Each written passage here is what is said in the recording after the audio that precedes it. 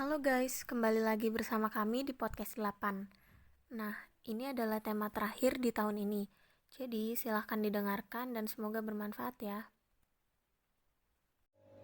Memang organisasi dan komunitas itu berbeda ya?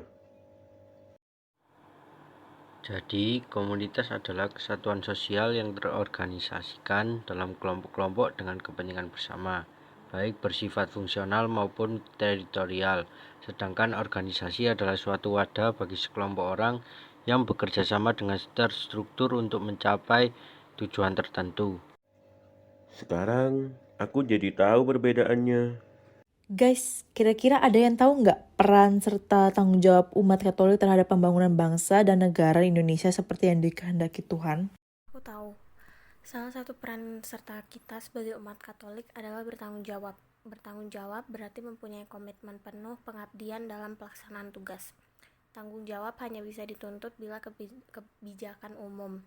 Atas dasar kebijakan umum ini, wakil rakyat dan kelompok-kelompok masyarakat bisa membuat evaluasi pelaksanaan kinerja pemerintah dan menuntut pertanggungjawabannya. Bagi warga negara, tanggung jawab berarti ikut berperan serta dalam mewujudkan tujuan negara sesuai dengan kedudukan masing-masing. Lalu, apakah solidaritas juga termasuk peran dan wujud kita sebagai umat Katolik terhadap bangsa dan negara Indonesia? Ya, karena dalam tradisi solidaritas, sikap solider terungkap dalam semangat gotong royong dan kekeluargaan yang menurut pepatah lama berbunyi, berat sama dipikul, ringan sama dijinjing. Prinsip itu semakin mendesak untuk mewujudkan dalam konteks dunia modern. Dalam masyarakat, di mana banyak orang mengalami perlakuan dan keadaan tidak adil. Solider berarti berdiri di pihak korban ketidakadilan, termasuk ketidakadilan struktural. Selain itu, perlu dikembangkan juga solidaritas antar daerah dan usaha untuk mencegah kesempatan egoisme kelompok. Loh, hai Syah, lagi ngapain nih?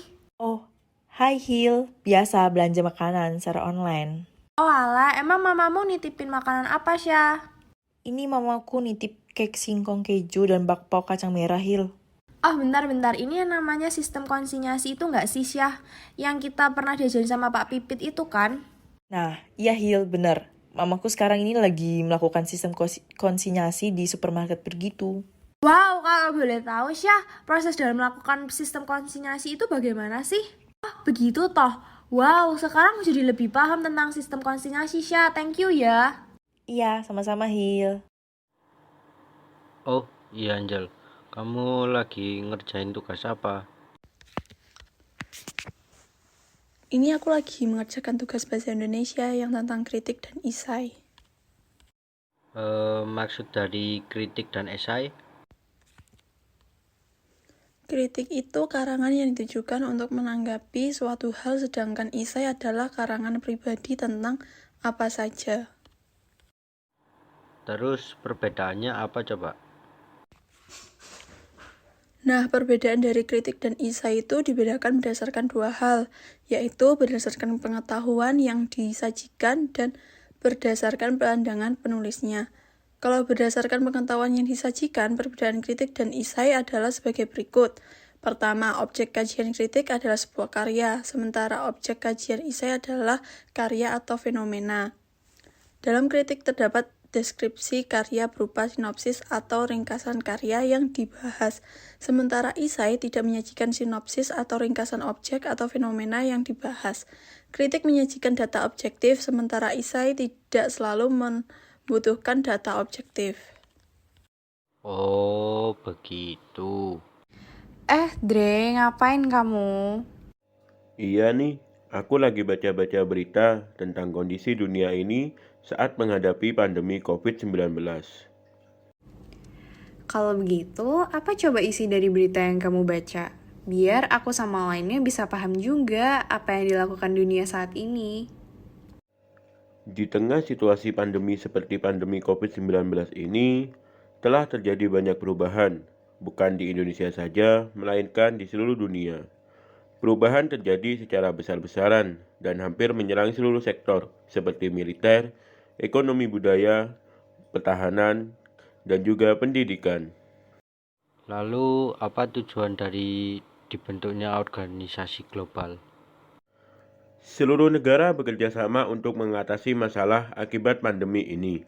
Oleh sebab itu, para negara membentuk komunitas-komunitas dunia berdasarkan tujuannya, seperti ASEAN, APEC, NATO, PBB, ANZUS, SEATO, dan SENTO.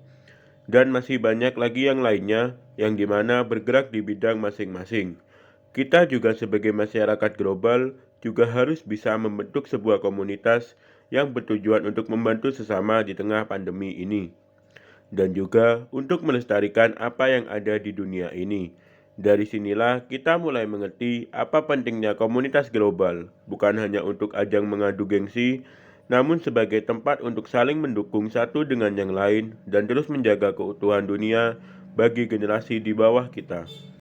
Setidaknya sekarang kita sudah mendapatkan vaksin dan mencegah wabah ini semakin menjadi-jadi. Ngomong-ngomong, kamu ngapain, Fu? Ini aku lagi pengen post foto aku di Instagram. Tapi aku bingung mau pakai caption apa. Bagus juga sih fotomu. Emang apa itu caption text? So, caption text is brief description, heading, or title that identify or introduce a document, graphics, photograph, or table. So, for the first, is caption is a short text consists of additional information which available in every pictures or photos. Usually, it's located below the picture itself. For the second one, is caption text is used to give further information relate to a picture or something just to decorate it to look better. What is the purpose?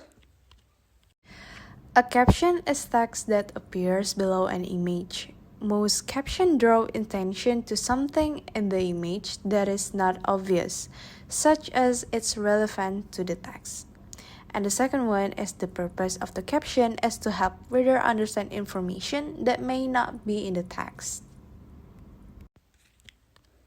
Oh, oke. Aku juga jadi pengen post foto di Instagram. Jadi guys, itu podcast kita sampai akhir tahun ya. Sampai ketemu tahun depan.